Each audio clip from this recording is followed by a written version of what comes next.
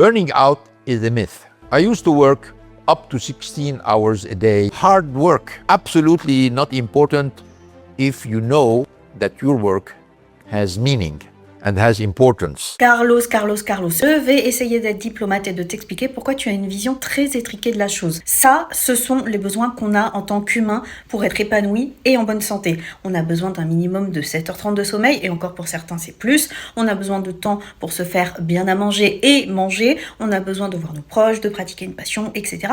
Ce qui laisse la place à environ 7 heures de travail. Sauf que toi, Carlos, tu viens d'une famille aisée et tu as rapidement été directeur, donc sûrement que quelqu'un fait tes courses, tes repas, ton ménage, etc. Ton père était entrepreneur et bossait aussi sûrement beaucoup, donc tu devais voir peu ta famille. Ton boulot, c'était ta passion, donc t'as pas besoin de pratiquer un sport, une activité, etc. Ah bah c'est sûr que comme ça, on a le temps de passer 16 heures au travail. Mais tu vois, Carlos, ta situation privilégiée n'est absolument pas le cas de tout le monde. Et si je reprends le diagramme de nos besoins et que je l'applique à aujourd'hui, il y a un truc qui s'ajoute, le temps d'écran. Maintenant, si on fait rentrer de force, par exemple, 9 heures de travail par jour, qu'est-ce qui se passe?